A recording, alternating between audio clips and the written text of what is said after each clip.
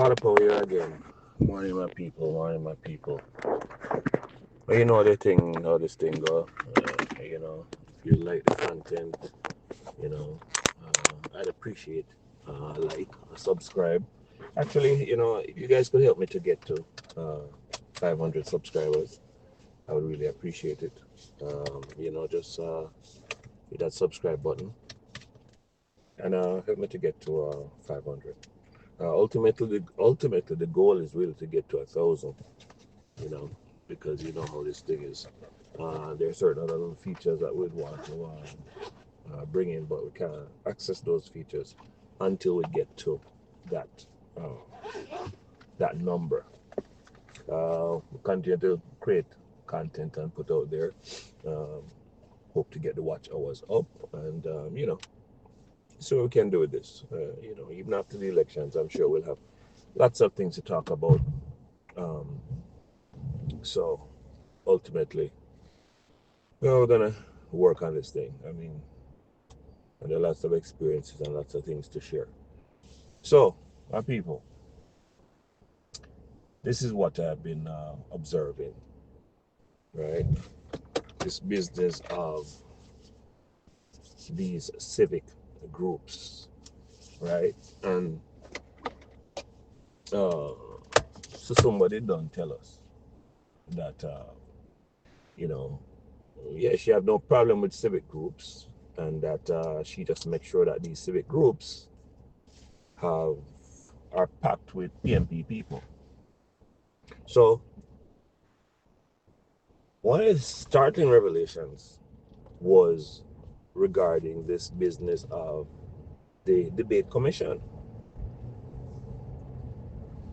We didn't know that for more than 20 years that nationwide Cliff Hughes has actually been blacklisted all this time. And had it not been for the stance that the PMP took by way of Colin Campbell, would we have known, that this was the state of play? That all this time, why nationwide was never a part of the debates that we've had for a couple of years was because the PMP obviously had taken a stance against Cliff Hughes. Now, for those of you who don't remember, you know, Cliff Hughes had run a story some years ago, and PJ had sued him, and PJ won the case. And I don't know if it's around that time that Cliff Hughes ended up being somewhat ostracized from the PNP. Now, what others may not be aware of is that Cliff Hughes apparently grew up and was good friends with Paul Burke and Philip Paulwell. These were his good friends. Now, it's possible that they may still be somewhat friendly, but they were all friends and they were all in the PNP together. Uh, Paul Burke told and Philip Paulwell are still in the PNP, but Cliff, now sits on the fence,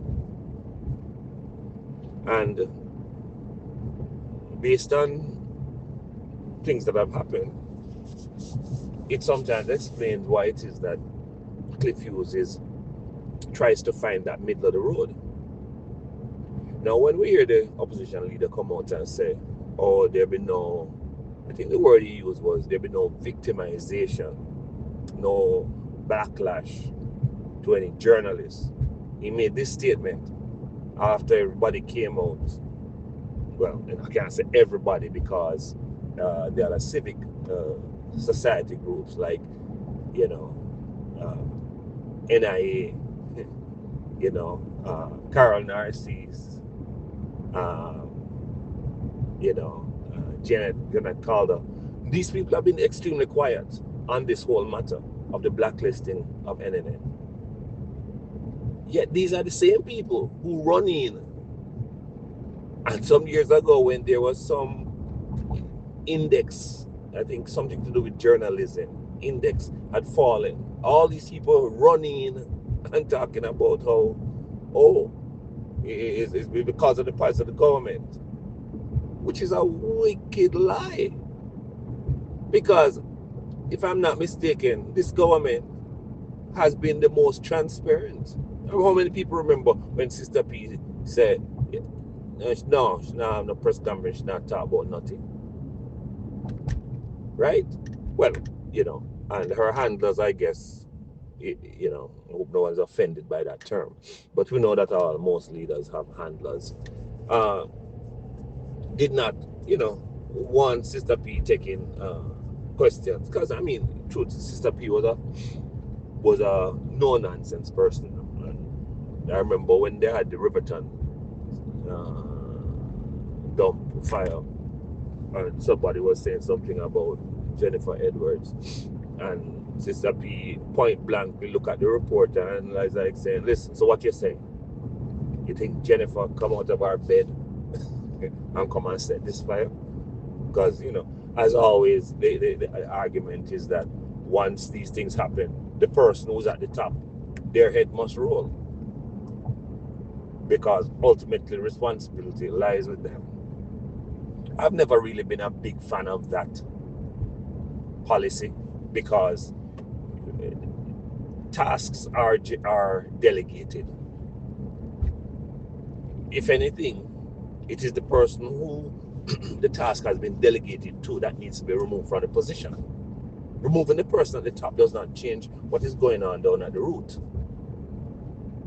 You have a tree that is bearing sour fruit, and so you chop off all of the limbs and branches that have the fruit being sour, that have been producing the sour fruit. Does not change the fact that the root is going to collect the same nutrients and send it back up, and it's more sour fruit you're going to get. So to deal with any matter properly, it really needs to be dealt with at the root. It is the tentacles. It is not the tentacles. It is the root that the problem exists in. You know, and you'll never change certain things. It's like within the civil service, the people who are giving the bad customer service to their fellow citizens are down in the trenches. This is where the problem is. There's a mindset in the trenches that it's a government work and it don't really, you know, certain care and attention must not be placed in it. It is down there that they collect an envelope to speed up things. I'll never forget, I had an experience once at Constant Spring tax office. So I was buying this car, and there was a problem with the number, the way the engine number was reported on the document. Like there was it was either missing a digit or one of the digits, you know, they weren't quite sure to make it out whether it was a 3 or a 8. And so I went there and I was, you know, waiting for somebody to take a look at this. And there was a courier guy who came in and saw me. And he came and did his business and he left. And he came back and saw me. And the third time he returned and saw me, he says, "Big man, you're still there?" I said, "Yeah, I try to get this girl to look on this thing whatever, whatever.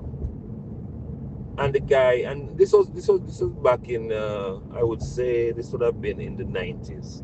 This guy look at me and said, "Brother, look on her. One KFC, you know, brother, and any number where you want that to be, you know, that it become. Of course, you know, younger, definitely trying to walk that, you know, straight and narrow. I decided, say, no, I was going to take him up on that. Anyway, eventually, after several hours, the young lady decided to give her some attention.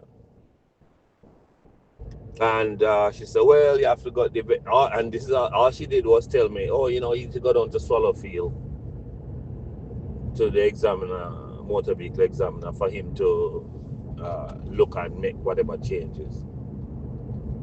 When I go down to Swallowfield, because by now this done can go same day, next day, go Swallowfield. I go in, the examiner have him foot up on the desk, and him have him gleaner. And I explain, him say him never look over. They look over the paper. I think him look over once just to see who we might talk to. And him say, yeah, him just give me a piece of paper and say, yeah, go write down the number for the engine block. And that was it. That was how it changed. Him never moved from the desk at all. So much of the problems that exist within these services, lack of service or poor service, and in those exceptional cases, good service, is happening down at the bottom. But then, I digress. So back to this thing with Nationwide now. So these guys clearly have been carrying a grudge, carrying a feelings, all up in them feelings with Cliff Hughes and his outfit. Because again, also, how dare him even have a station? How dare him?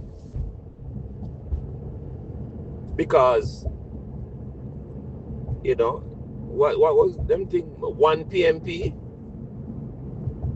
Yeah, we see. We're realizing now that the media, which I think they refer to as the fourth estate, is dominated, has eventually gotten to the place where it is really just one company, Greener RGR Media Group, one voice, one opinion. Very similar to that show what them call All Angles, but it's really just one angle because everybody that is sitting there seems to share the exact same view. And this is a very problematic thing because what it means is it's an echo chamber. There are no contending views. There is just one view. All those in favor say aye. Those against resign. That is where we're at in the media landscape. The feelings is so bad. And really, not that we sometimes would care to hear. But it would be nice to hear some of the garbage that the PMP are putting out on these other stations as ads. They will not give Cliff Hughes none of their ad business. But there may be another reason for that. Is this ad business being paid for or is it being credited? Because from what I understand, it would appear that Cliff Hughes is running a business. Huh?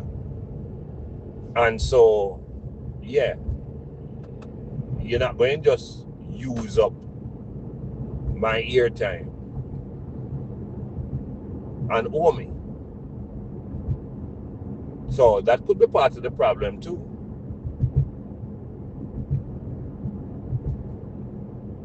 But after this whole thing bust out, what we get for here say, oh, they don't want no NNN journalists, nor NNN moderator.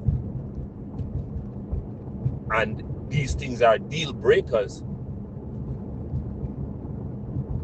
And then to hear the statement from the, I guess, chairman of the debating commission or debates commission, that they had a discussion and it was decided. And then to hear the backstory of all the people who were involved in the discussion are all, if they're not currently, were at some point part of RJR Media Group.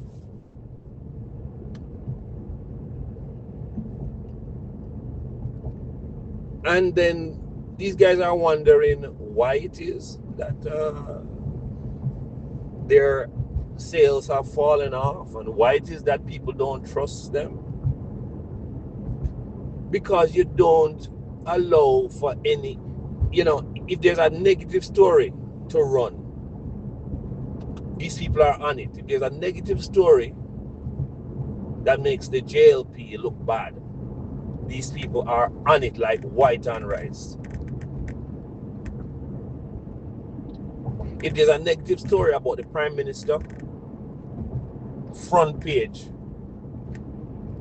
But when the country does great things, when poverty falls, when debt to GDP improves, anything, one of these rating agencies see Jamaica in a positive light, yeah, probably was section C on the last page for that story there, if it get carried at all.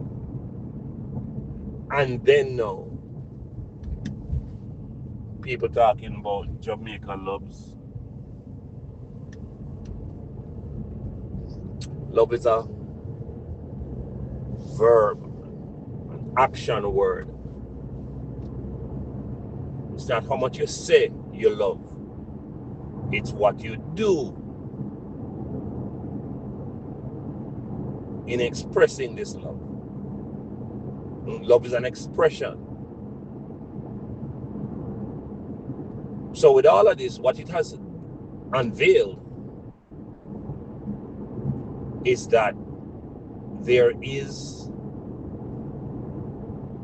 another civic group, and we must say thanks to the most honorable Prime Minister, because it is because of his patience and long suffering that these groups have been revealed to the Jamaican population. These groups apparently, from what we're gathering now, have been there all along in the background doing their witchcraft and sorcery. Yes. They all sing for their support. And they don't love Jamaica. They only want a seat at the table. And they will sell out all and sundry for that seat at the table. The rest of us could suck salt through a wooden spoon. It makes no difference to them, because they're the ones who are going to get the positions and the opportunities.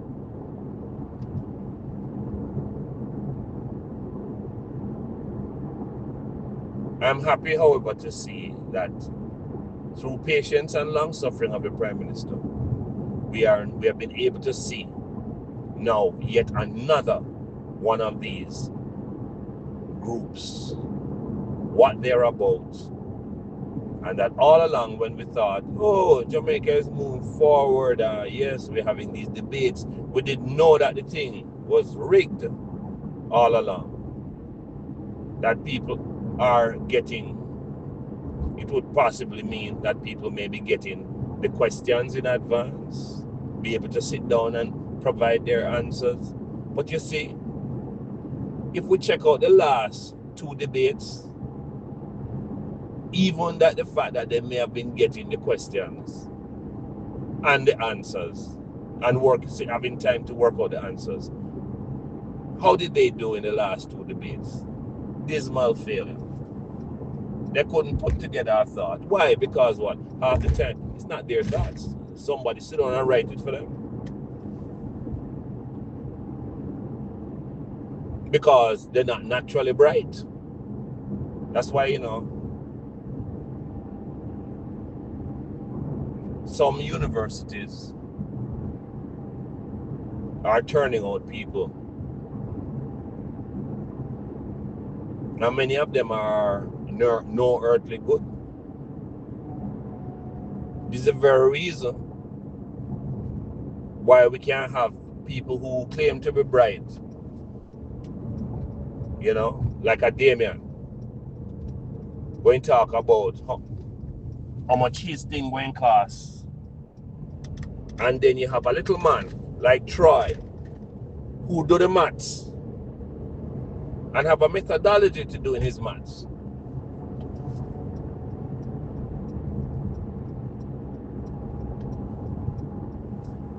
Right? And is going to show that this thing is not going to cost the 1.4 billion that Damon was running around saying his would cost. But he's actually going to cost 1.9 billion. And this is the maths brains. This is the guy who claims him is a math teacher. I'm glad I don't have no child in his class. And then we can understand why it is that the results come out and, they're better than expected. But why they're not so great? Because these people are not very bright. And then you have the JTA trying to bully the government again, right? And people getting caught up in their webs, the web of lies regarding what their position is. That, they're there for their members. Lie. You are there to keep them in check. I wonder how many people realize that this guy who is now head of JTA, out of the 11,000 possible votes, 11,000 plus votes, he only got 3,200 and something votes to become president. And how did they do it? They allowed so many people to enter the race for president that what it did was he didn't need to win more than what would have been possibly about 30%, a little less, maybe about 25% of the vote. Right? He didn't need to win more than that. So really and truly, amongst the 11,000 possible votes, he's only supported by around between 20 and 25% of the teachers. Which that number corresponds to the base, to the PMP base of the electorate. We're talking about 25% of the base being PMP and 25% of the base being JLP. And when you have the low voter turnout, it is really the base that's turning out. Hence, you end up with this voter participation of between 30 and 40%.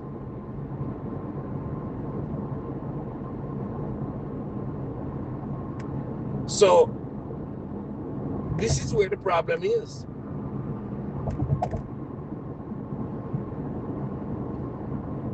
They set up a system, and you know, the JTA is a three-headed beast. I wonder if people recognize that.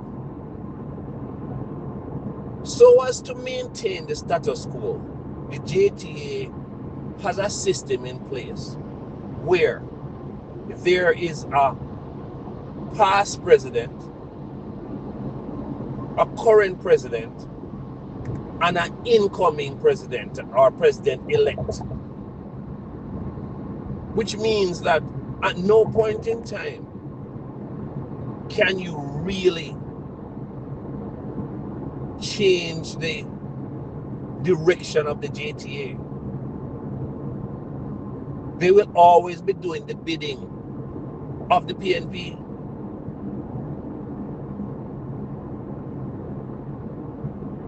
And this business where people want to make it seem like, oh no, I can be a card carrying member of the PNP and at the same time negotiate for the teachers in good faith with a JLP government. That's absolute rubbish. It doesn't work. It doesn't work.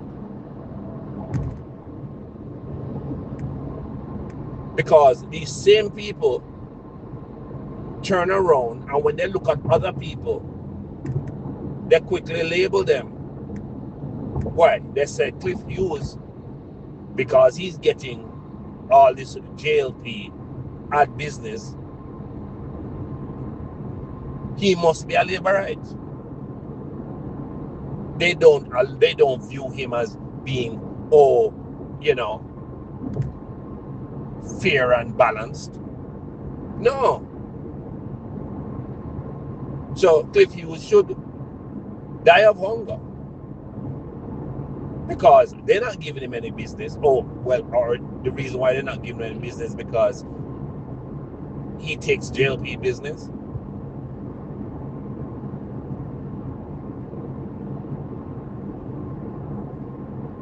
So you can see the contradiction in their arguments. But when it comes down to them, they will quickly want to tell you that, oh, no, we can be card-carrying members of the PMP, even candidates, and still be fair and balanced in our approach. Dennis Chung expressed a professional opinion when asked in his capacity as an analyst. And simply because he did not agree with their talking points and their line, they immediately labeled him as being unfit to be head of FID. And then now we're supposed to believe their leader that when he says there will be no victimization, that he's speaking the truth, that is the genuine feeling. Oh, come on, man. If we can believe that, then I guess we can believe that even cows can fly. Yeah. So, you know, as I see what is going on and seeing how the Debates Commission has now been outed as another PNP civic group, wrapped up very tightly in a neat bow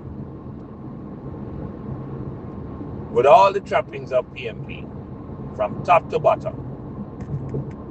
And then this slate of journalists who all seem to be from the same company, who it would appear hands out talking points. And this is the line we're going to hold. I must also give credit, though, to the Press Association for having come out in support of this blacklisting. I mean, support of the not so much supporting the blacklisting, but you know, came out in support of the journalists who are blacklisted and saying that it's an attack on press freedom. Yeah, they call it what it is. And their bias, the bias of these people is blatant. But kudos to the Press Association for standing behind their members. After all, I'm sure these members are paying some kind of dues or membership fee. I doubt they stepped out because, you know, this was just the right thing to do.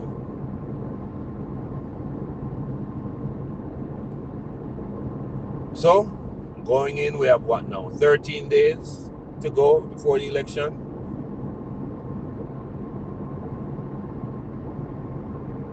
And the heat has been turned up a little bit more.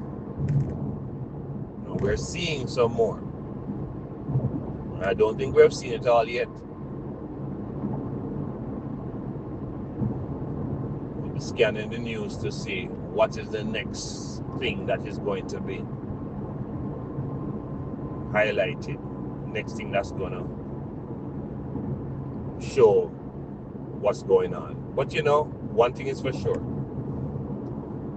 In 2025, anybody who said they don't know is willfully blind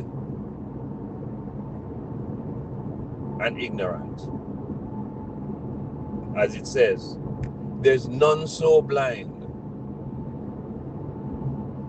as those who have sight and refuse to see.